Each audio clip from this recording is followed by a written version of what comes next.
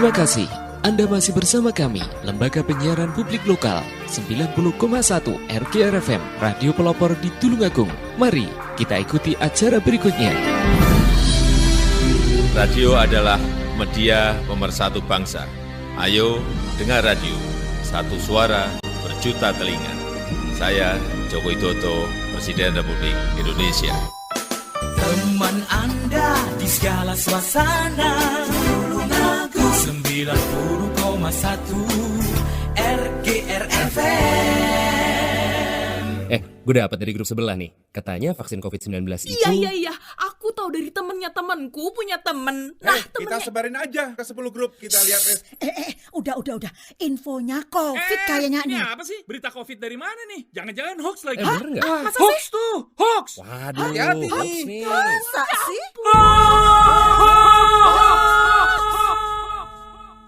Selain virus yang mengancam, ada bahaya lain yang mengintai, yang memicu kebingungan, menghapus rasa percaya, membunuh optimisme, membangun rasa curiga.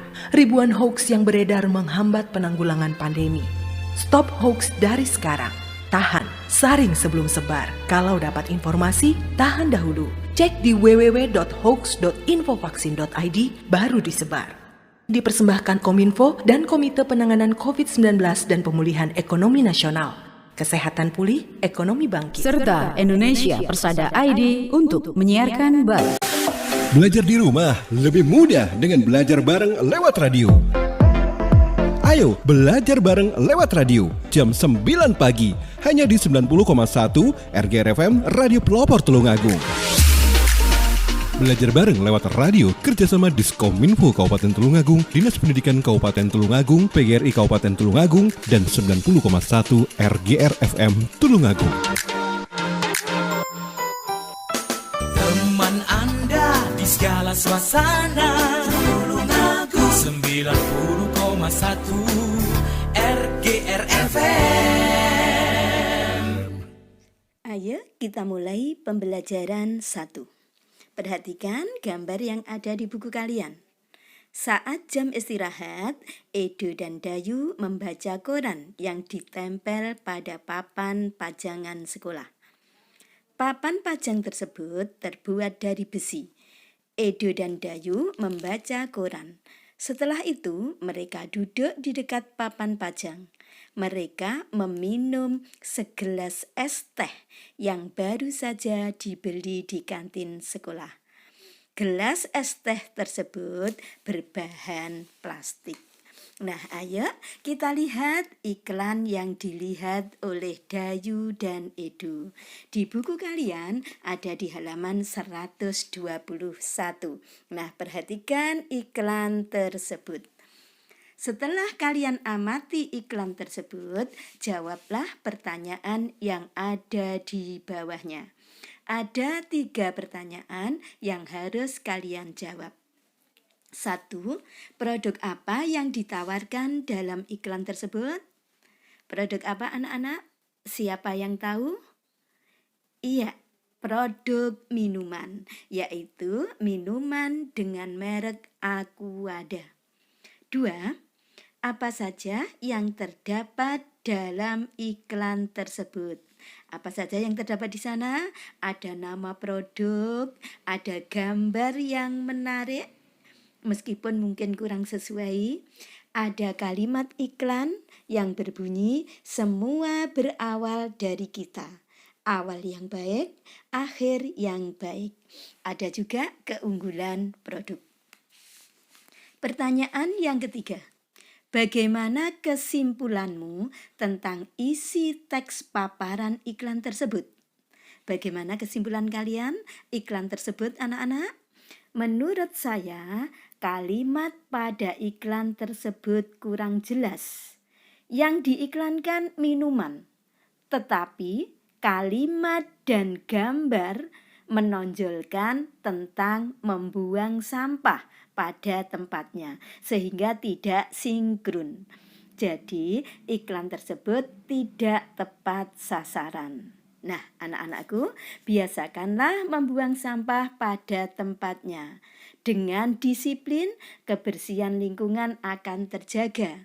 Jika awalnya kita sudah baik, berdisiplin, membuang sampah pada tempatnya, akhirnya lingkungan kita menjadi baik, bersih, dan nyaman.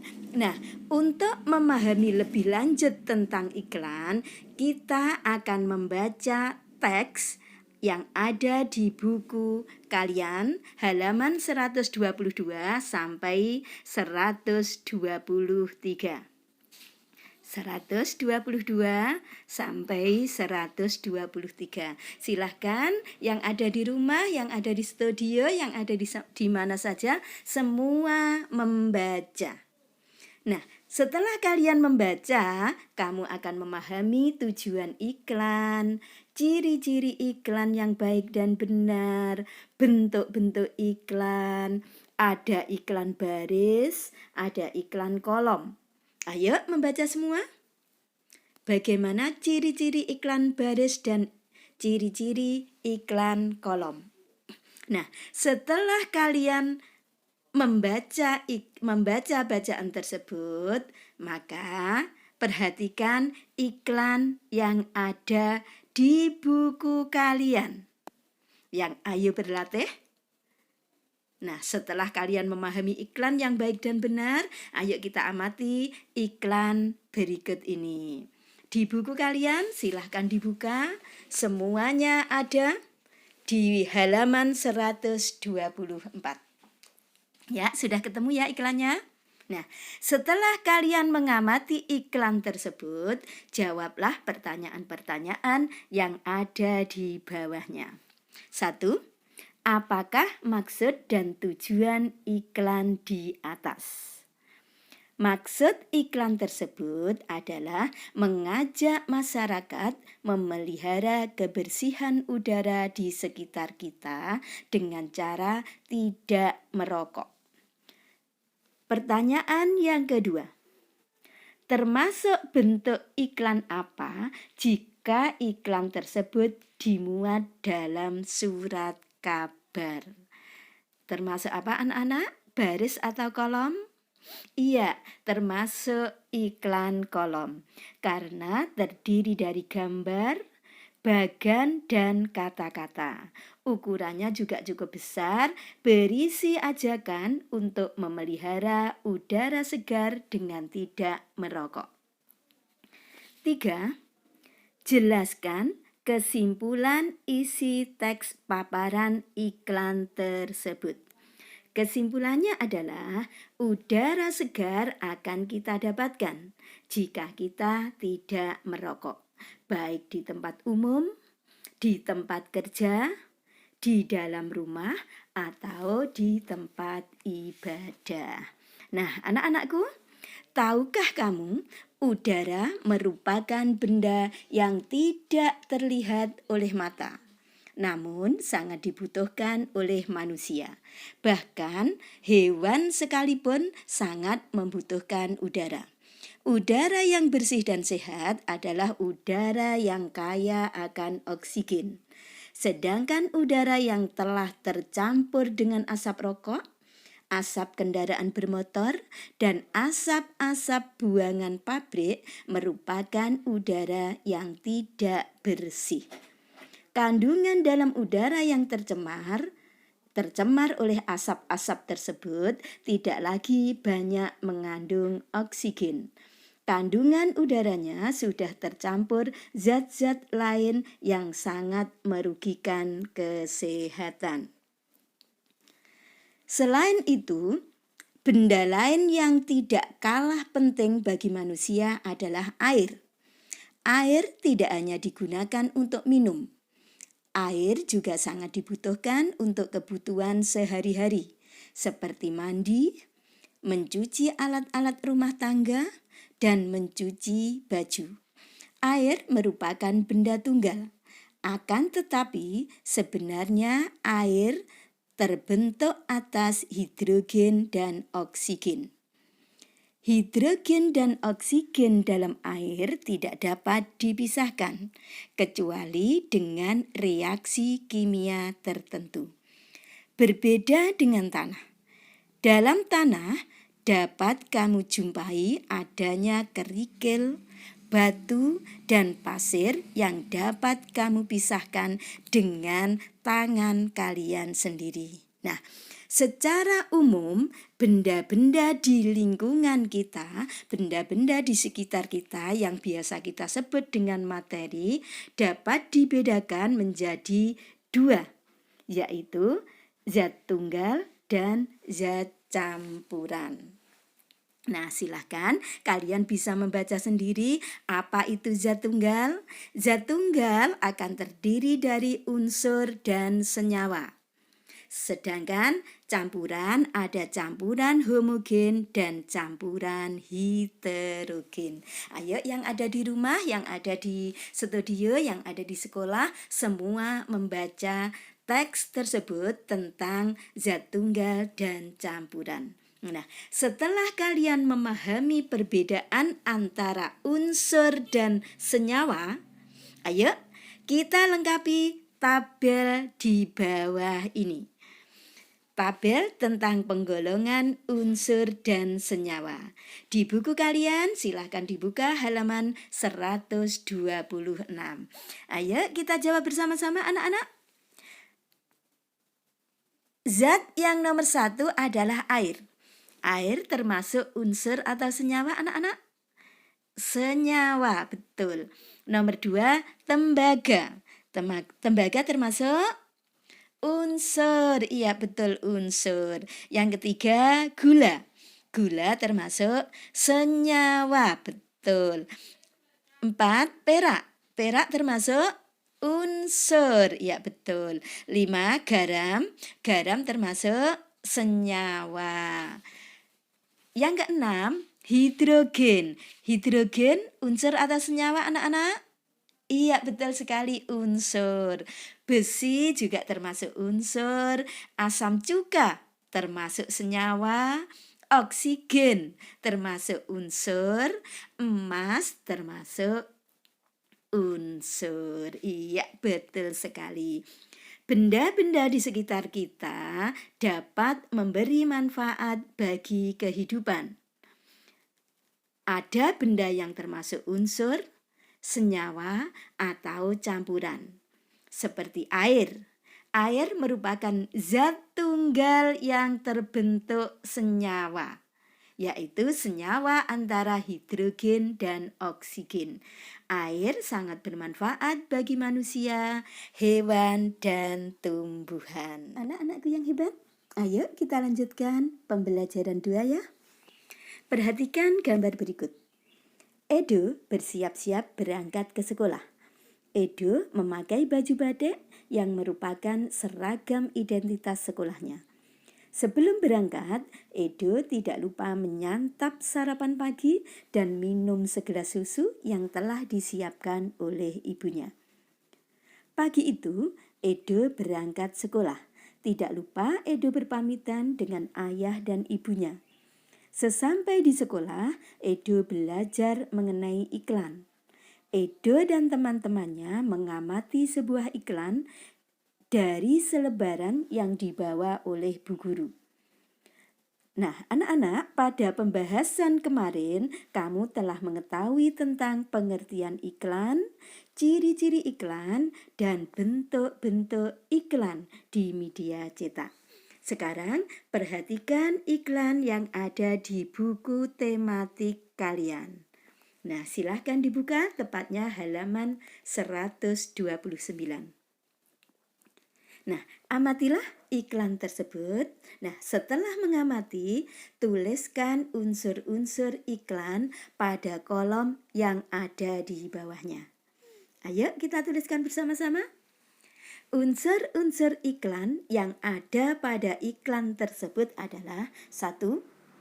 Judul atau produk, yaitu tentang payung lukis.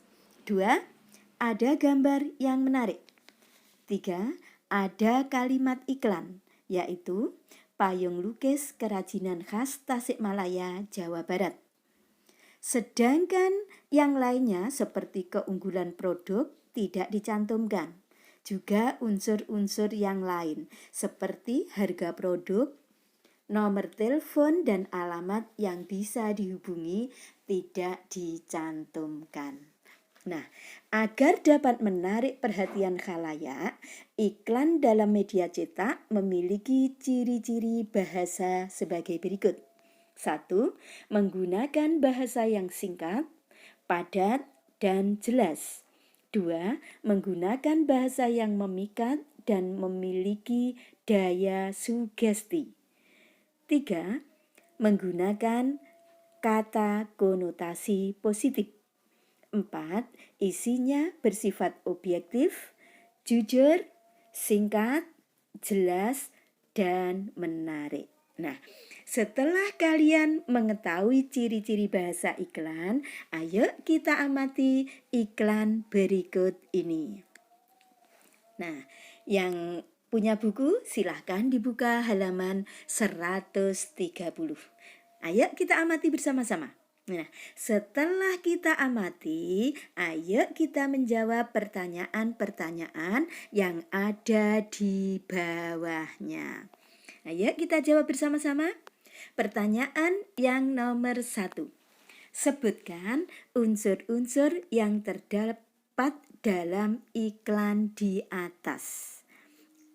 Unsur yang terdapat pada iklan tersebut adalah nama produk, yaitu mobil Toyota. Ada gambar, ada kalimat iklan. Bagaimana kalimatnya? Toyota termurah, free hadiah tanpa diundi. Ada keunggulan produk. Mana keunggulan produknya? Ready stock, bisa tukar tambah. Ada nomor telepon yang bisa dihubungi. Pertanyaan yang kedua, bagaimana ciri-ciri bahasa yang terdapat dalam iklan tersebut?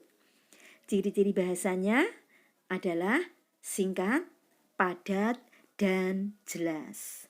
3. Buatlah gambar yang sesuai dan menarik. Juga kalimat yang menarik dan warna yang menarik. Ya, silahkan kalian membuat iklan tersebut di buku kalian masing-masing. Nah, setelah mempelajari dan mengetahui hal-hal yang berkaitan dengan iklan, Edo dan teman-temannya beristirahat.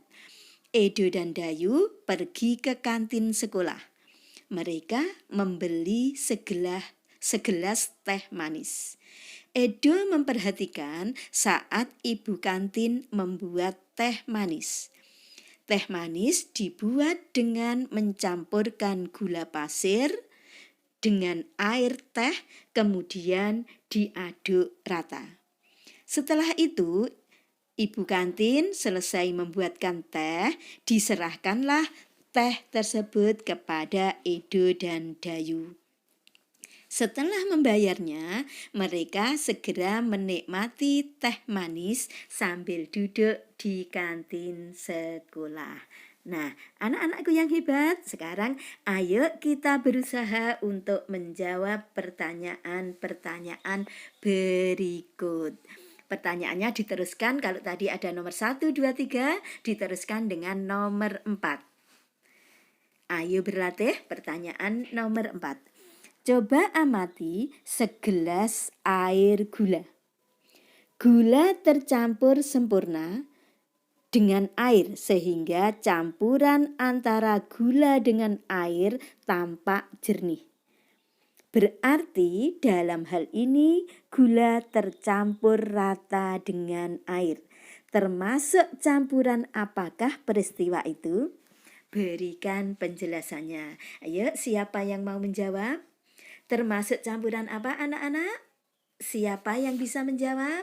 Iya, betul sekali, campuran homogen. Nah, dalam campuran tersebut terdapat 2 zat penyusun, yaitu air dan gula, yang tercampur secara sempurna.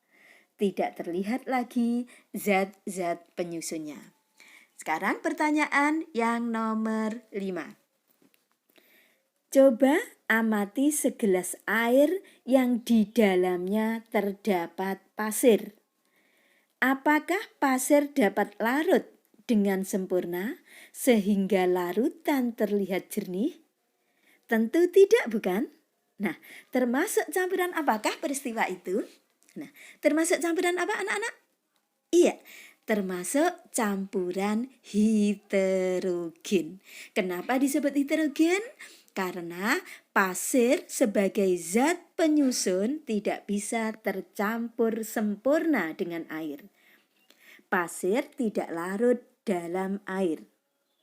Nah, setelah kalian mempelajari tentang larutan dan campuran, sekarang ayo kita membaca tentang seni rupa daerah. Silahkan dibaca, dibuka buku kalian halaman 132 dan 133. Ayo semuanya membaca. Nah, setelah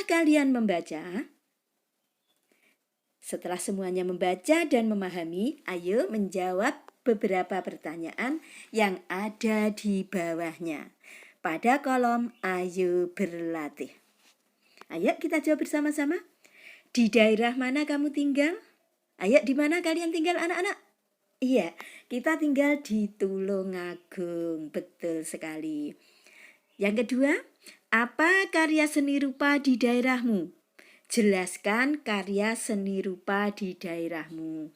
Apa saja karya seni rupa yang ada di daerahmu anak-anak?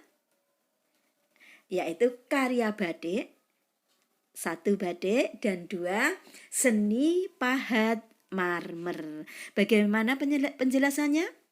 Tulungagung memang dikenal dengan kota marmer karena merupakan daerah penghasil marmer terbesar dan terbaik di Jawa Timur. Seni pahat marmer adalah karya seni yang menggunakan bahan baku marmer. Sedangkan yang kedua adalah karya seni rupa batik Tulungagung. Batik Tulungagung juga sangat terkenal dengan motif sidomukti, sekar jagat, gringsing, kotongan, dan kembang melinjo. Nah, anak-anakku yang hebat, setelah kamu mengetahui karya seni rupa Tulungagung, ayo kita mempelajari ciri-ciri karya seni rupa daerah. Ayo dibaca teks yang ada di buku tematik kalian halaman 134. Ayo semua membaca.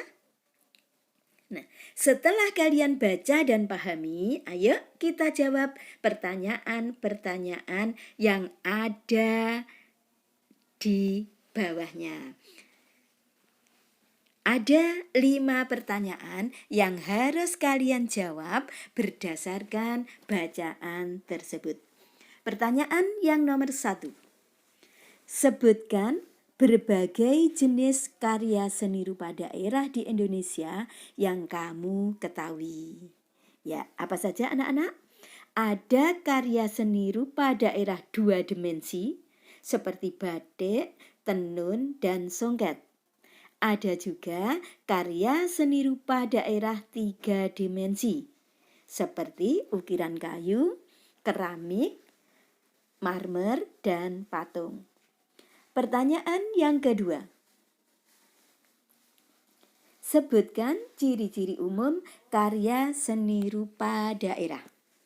Ciri umum karya seni rupa daerah adalah menggunakan motif yang bersifat turun-temurun atau selalu sama dengan sebelumnya. Pertanyaan yang ketiga.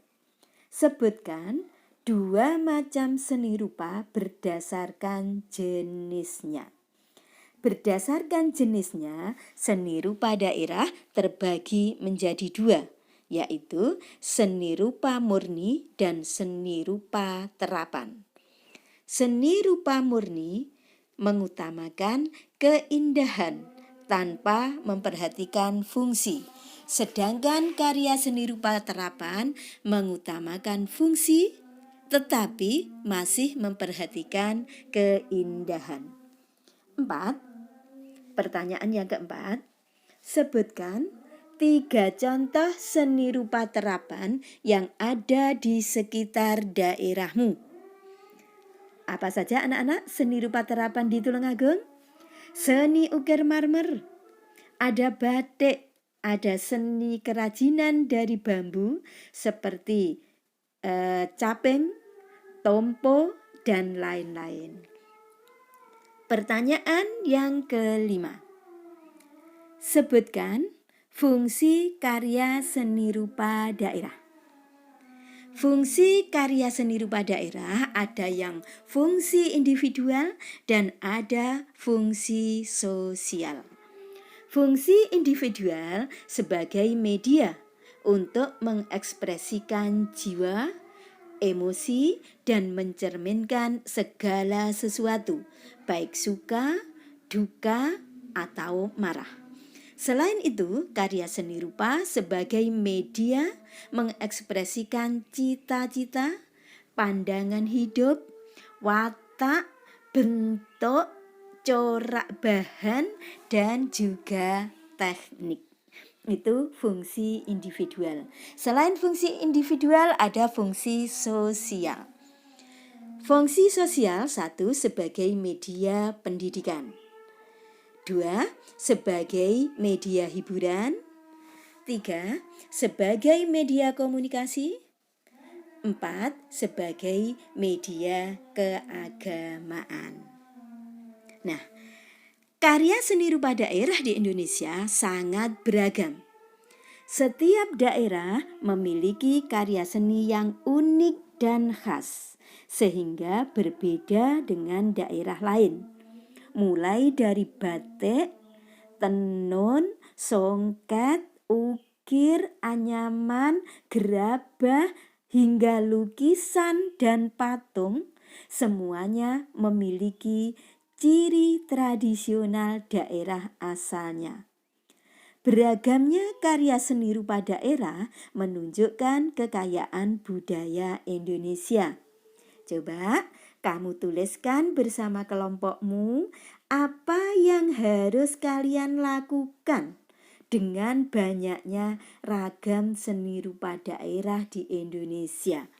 Apa yang harus kalian lakukan anak-anak? Kira-kira apa yang harus kalian lakukan adalah melestarikan, betul sekali. Banyak ragam seni khas daerah di Indonesia harus dijaga dan dilestarikan, juga dipromosikan, sehingga keberadaannya terus eksis dan bisa menambah kekayaan budaya Nusantara. Masih bersemangat anak-anakku yang hebat? Ayo kita lanjutkan pembelajaran 3. Perhatikan gambar berikut. Edo sedang membersihkan halaman depan rumahnya yang kotor.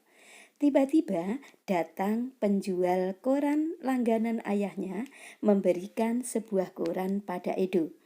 Edo menerima koran tersebut dan melihatnya sekilas sebelum diserahkan kepada ayahnya. Berita utama pagi itu telah terjadi pertengkaran antar warga yang dipicu oleh persaingan dagang. Edo sengaja tidak langsung memberikan koran pada ayahnya. Ia melihat-lihat koran yang baru saja diterimanya dari penjual koran. Tak sengaja, pandangannya tertuju pada sebuah iklan. Ia teringat dengan pembelajaran bahasa Indonesia beberapa hari yang lalu. Pelajaran tersebut membahas tentang iklan di media cetak. Iklan apa yang dilihat oleh Edo? Ayo kita lihat iklan yang dilihat oleh Edo. Nah, ini iklannya. Ayo kita amati.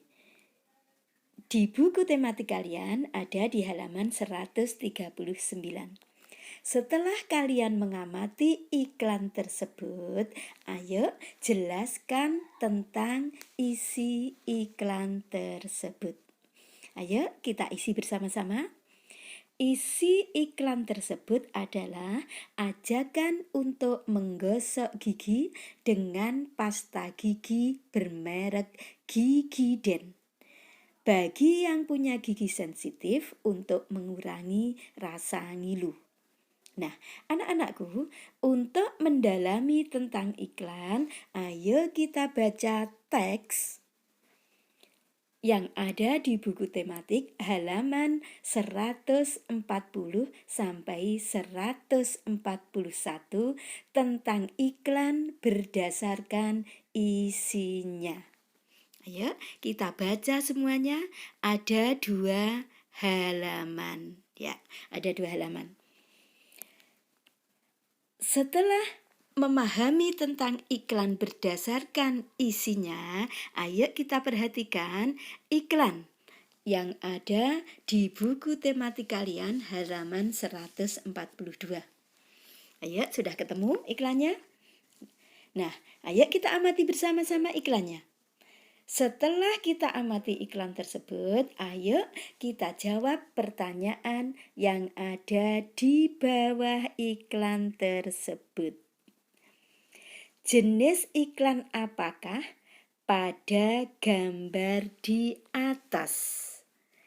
Jenis iklan apa anak-anakku? Iya, iklan layanan masyarakat. Terus pertanyaan lanjutnya, apa informasi penting dalam iklan tersebut? Tuliskan dalam kolom di bawahnya. Nah, menuliskannya di kolom yang ada di bawah iklan.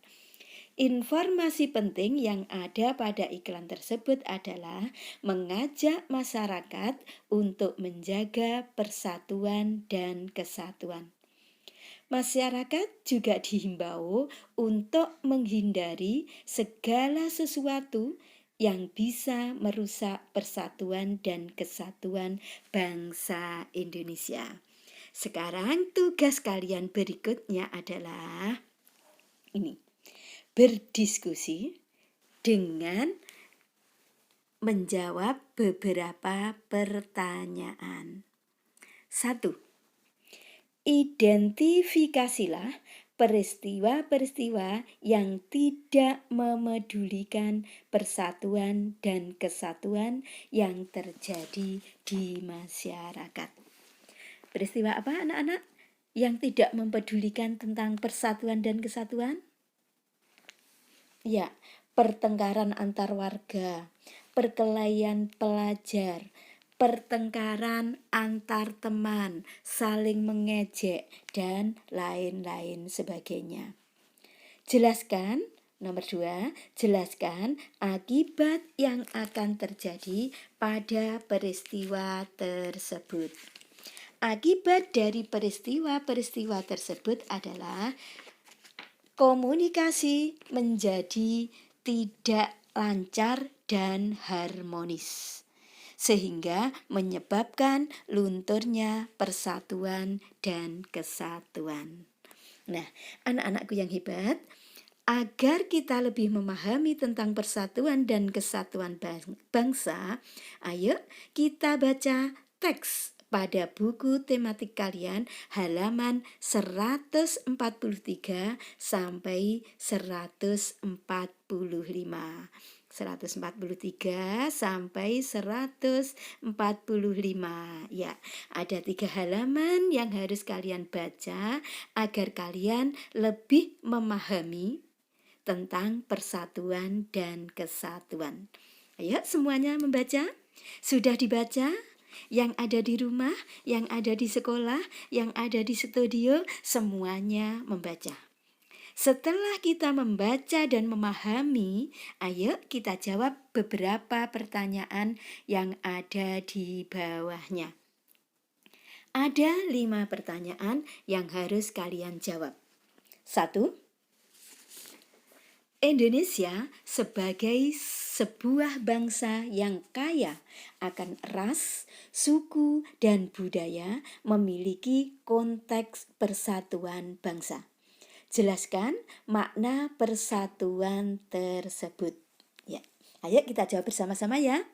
Makna persatuan tersebut adalah apapun budayanya, apapun rasnya, dan apapun sukunya, tidak ada yang dapat memisahkan dan menggoyahkan persatuan dan kesatuan yang sudah terjalin di dalam negara Indonesia.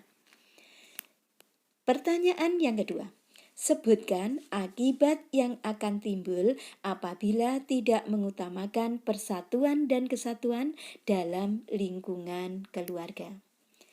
Jika tidak mengutamakan persatuan dan kesatuan di lingkungan keluarga, maka yang akan terjadi adalah pertengkaran dalam keluarga, kurangnya kerukunan dalam keluarga, dan kurangnya keakraban dalam keluarga, sehingga hubungan antar keluarga tidak harmonis. Pertanyaan yang ketiga. Sebutkan akibat yang akan timbul apabila tidak mengutamakan persatuan dan kesatuan dalam lingkungan sekolah. Jika tidak mengutamakan persatuan dalam lingkungan sekolah, maka yang akan terjadi adalah 1. Akan terjadi pertengkaran atau tawuran antar teman di sekolah.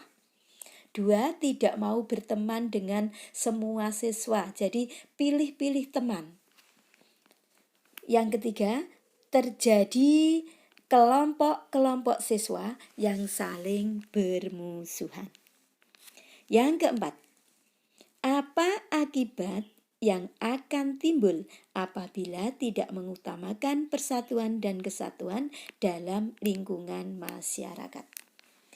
Jika tidak mengutamakan persatuan dan kesatuan dalam lingkungan masyarakat, akibatnya adalah tidak ada kepedulian terhadap penderitaan tetangga atau penderitaan orang lain. Yang kedua, anggota masyarakat mementingkan kepentingan pribadi atau golongannya sendiri, sama sekali tidak mementingkan kepentingan umum. Yang ketiga, tidak ada hubungan dan komunikasi yang harmonis antar warga masyarakat. Pertanyaan yang kelima. Sebutkan akibat yang akan timbul apabila tidak mengutamakan persatuan kesatuan di lingkup negara.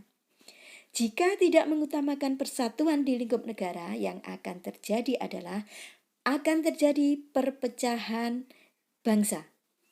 Yang kedua, pertahanan dan keamanan akan melemah sehingga mudah dijajah atau dikuasai oleh bangsa lain. 3. Tidak ada toleransi dalam bermasyarakat dan bernegara. Anak-anakku yang hebat, banyak hal yang bisa menyebabkan retaknya persatuan dan kesatuan bangsa. Antara lain adalah pertengkaran antar warga. Pertengkaran antar warga bisa diakibatkan persaingan bisnis. Peristiwa-peristiwa yang tidak mengindahkan rasa persatuan dan kesatuan yang timbul di masyarakat sering disebabkan karena masalah ekonomi. Banyak orang yang merasa masih kekurangan, sehingga menghalalkan segala cara demi mendapatkan keuntungan pribadi. Padahal, jika masyarakat ingin meningkatkan kesejahteraan hidupnya, mereka bisa melakukan kegiatan-kegiatan ekonomi untuk memperoleh pendapatan tanpa harus melakukan hal-hal yang merugikan orang lain. Nah, anak-anakku, bagaimana pengaruh kegiatan ekonomi terhadap kesejahteraan masyarakat? Ayo kita cari tahu. Ayo kita baca teks tentang kegiatan ekonomi yang ada di buku kalian, buku tematik tema 9 halaman 147 sampai 148. 147 sampai 148. Ayo kita baca semua. Setelah kita baca, maka tugas kalian adalah membuat mind map, membuat peta pikiran terkait dengan pengaruh kegiatan ekonomi terhadap kesejahteraan masyarakat.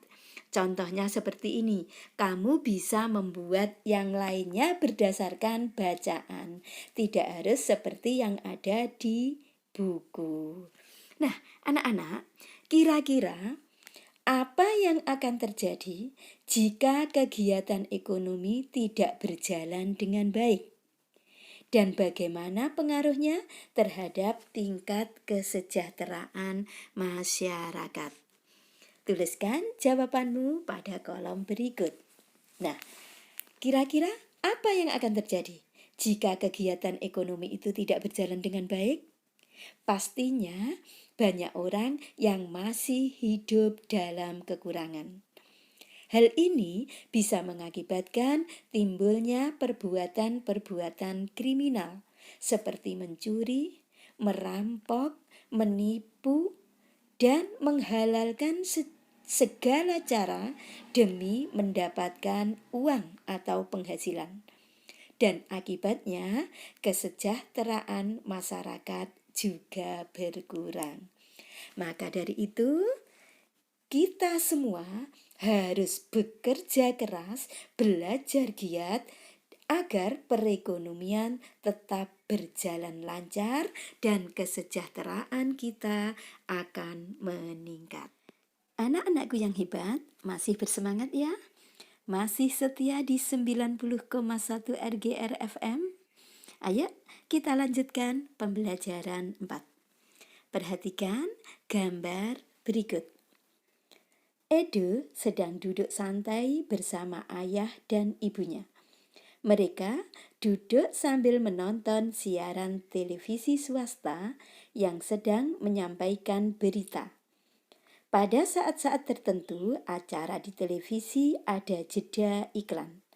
Setelah iklan selesai, acara di televisi kembali dilanjutkan. Ini adalah iklan di televisi itu. Ayo kita amati iklannya. Ya, ini. Setelah kita amati iklan tersebut, kerjakan tugas yang ada di bawahnya. Ada 2 tugas. Yang pertama, 1. Informasi apa saja yang kamu peroleh. Informasi apa dari iklan tersebut, anak-anakku? Informasi yang kita peroleh adalah informasi tentang sabun mandi cair atau biasa disebut dengan antiseptik bermerek keren.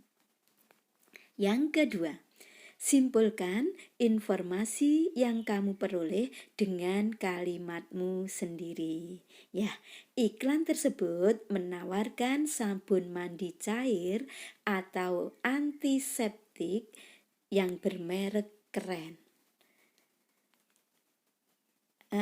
Sabun tersebut akan melindungi tubuh agar tetap wangi dan segar, serta bebas dari kuman.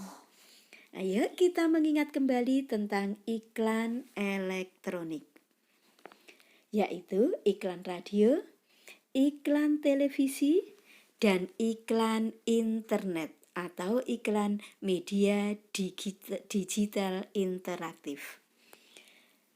Setelah itu, setelah kalian mengingat kembali iklan elektronik, carilah iklan pada televisi atau internet yang berisi anjuran untuk menjaga persatuan dan kesatuan. Jadi anjuran untuk menjaga persatuan dan kesatuan. Nah, ini kita ambil contoh saja iklan dari Kementerian Pendidikan dan Kebudayaan yang terpampang di laman atau situs Kementerian Pendidikan dan Kebudayaan. Kalian bisa membukanya sendiri nanti ya di internet. Nah, silahkan nanti dibuka sendiri. Iklan tersebut menganjurkan pada siswa untuk memanfaatkan waktu libur sekolah dengan memperkuat persatuan dan kesatuan. Para siswa bisa melakukan kunjungan ke berbagai tempat dengan menikmati kekayaan alam dan budaya demi untuk menumbuhkan rasa cinta pada tanah air Indonesia dan semangat menjaga persatuan dan kesatuan. Kalian juga bisa mencari iklan sendiri di televisi atau di internet.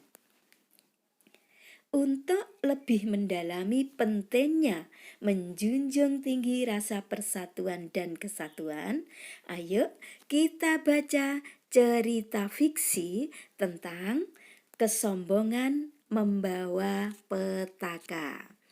Ayo, yang ada di rumah, silakan dibuka bukunya, dibaca Kesombongan Membawa Petaka yang ada di buku tematik, tema 9, halaman 155 sampai 157.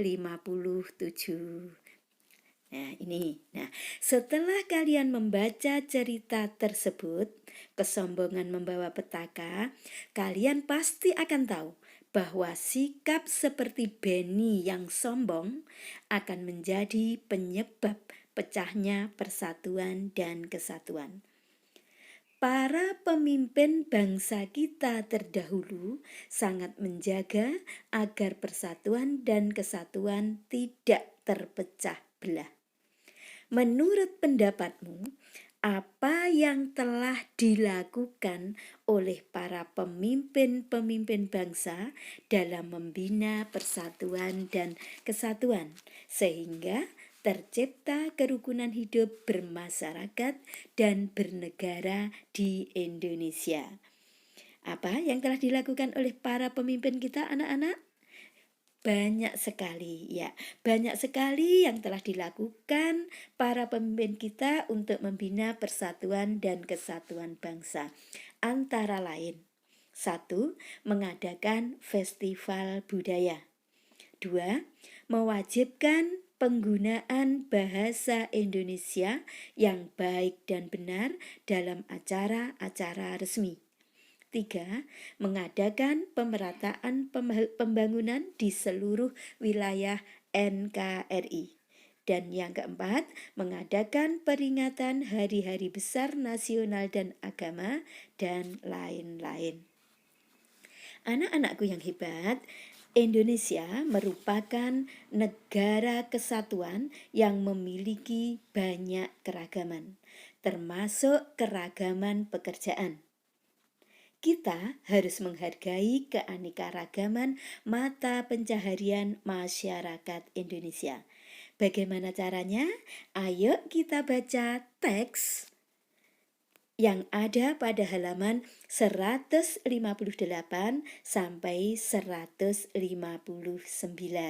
tentang keanekaragaman mata pencaharian yang ada di Indonesia.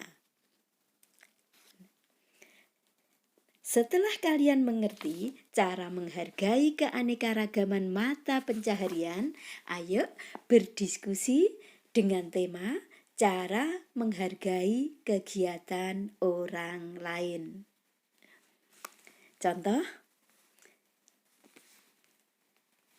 daerah tempat tinggal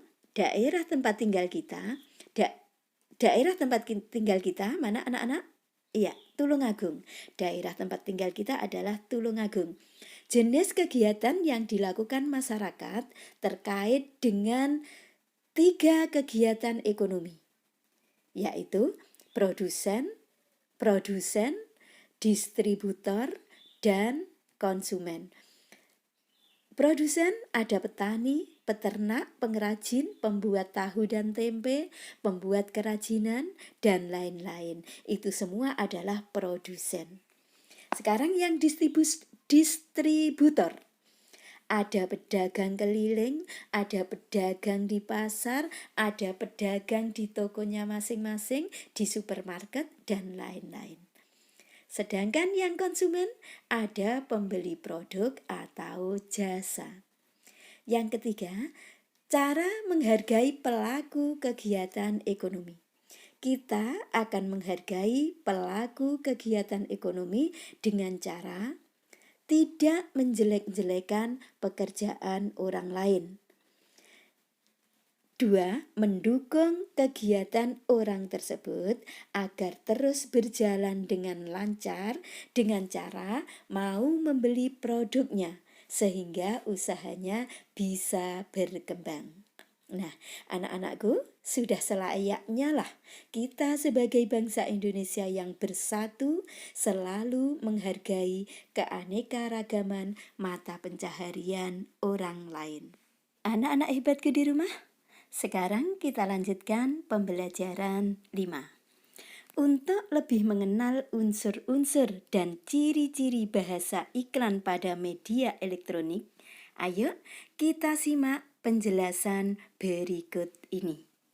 Nah, ayo membaca teks tentang iklan elektronik di buku tema 9 halaman 163 sampai 164. 163 sampai 164. Setelah kalian membaca teks tersebut, kalian akan mengetahui apa saja unsur-unsur iklan elektronik itu. Nah, setelah itu amatilah iklan yang diambil dari internet yang ada di buku kalian halaman 164. Setelah kalian amati, jawablah pertanyaan-pertanyaan yang ada di bawahnya.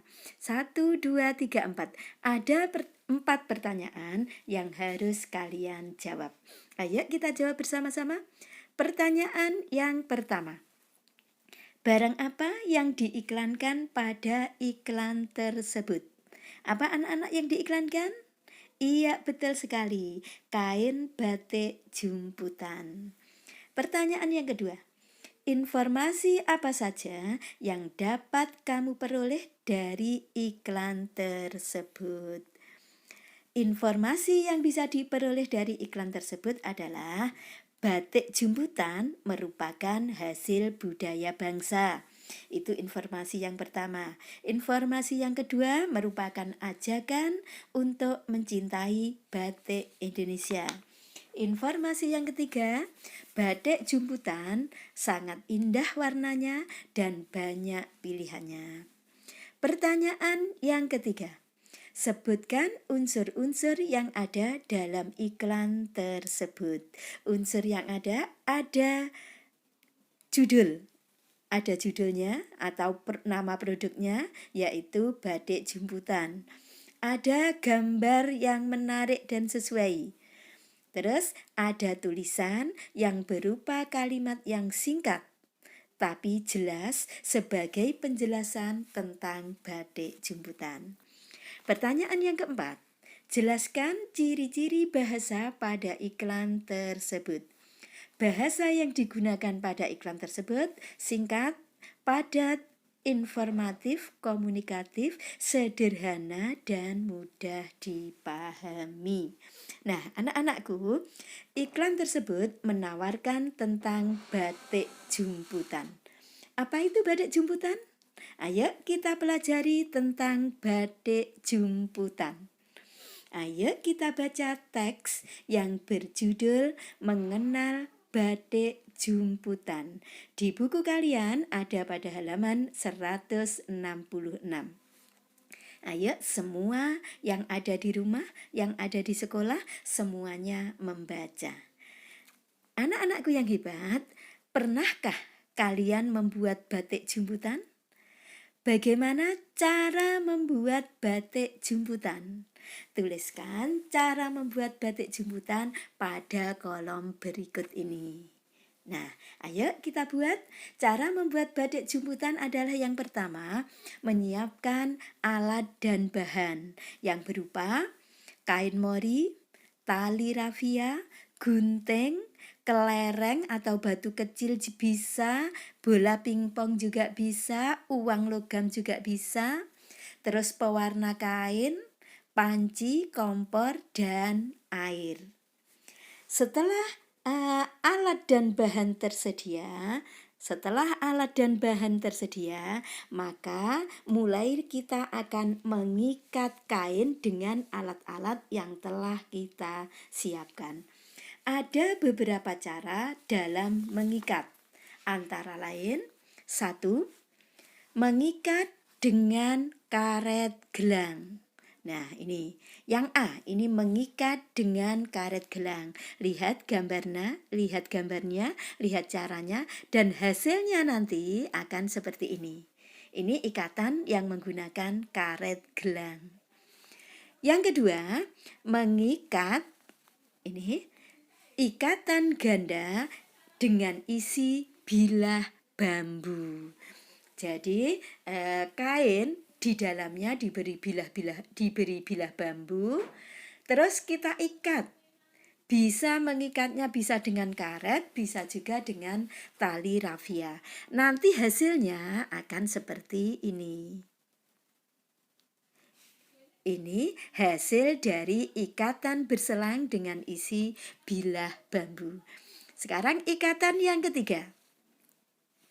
Ikatan yang ketiga adalah ikatan dengan menggunakan isi uang logam. Jadi di dalamnya ada uang logam. Hasilnya, nah ini hasilnya akan seperti ini. Akan terjadi bulatan-bulatan seperti yang kalian inginkan. Yang keempat adalah ikatan ganda berselang tetapi tanpa isi. Nah, ini tanpa menggunakan isi, kita gulung aja. Setelah kita gulung, kita ikat. Nanti hasilnya akan seperti ini. Nah, setelah itu barulah setelah kita ikat, baru kita celupkan pada larutan pewarna. Ini larutan pewarna.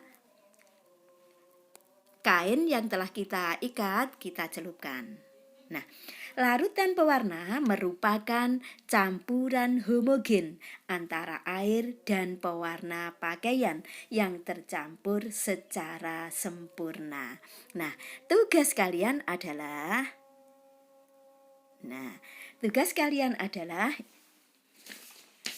buatlah larutan untuk mencelup kain dalam proses membuat batik jumputan. Untuk bahan, kalian bisa menggunakan larutan seperti yang diajarkan sebelumnya atau menggunakan bahan lain seperti wenter, naptul, wantek, dan lain sebagainya. Setelah itu, buatlah laporannya. Jadi bahannya untuk membuat larutan ya anak-anak, bahan untuk membuat larutan bisa wenter, bisa naptul, dan bisa wantek. Kalau naptul, maka kalian nanti akan menggunakan soda api dan tawas. Kenapa? Agar warna naptul nanti menjadi tajam dan tidak mudah luntur. Sedangkan tawas digunakan untuk mencuci atau membasahi kain yang akan kita celupkan kepada pewarna. Yang kedua, uraikan termasuk zat tunggal atau zat campuran bahan yang kamu gunakan. Air termasuk zat tunggal, jelas. Yang termasuk zat tunggal air, soda, dan tawas. Sedangkan yang termasuk campuran adalah naptul atau wenter atau wantek. Terus yang ketiga, uraikan juga termasuk unsur atau senyawa bahan yang kamu gunakan untuk membuat larutan. Nah, ternyata bahan yang digunakan semuanya termasuk senyawa.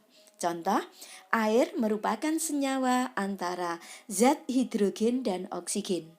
Soda merupakan senyawa antara natrium dan hidroksida. Tawas merupakan senyawa antara potasium dan kalium alum.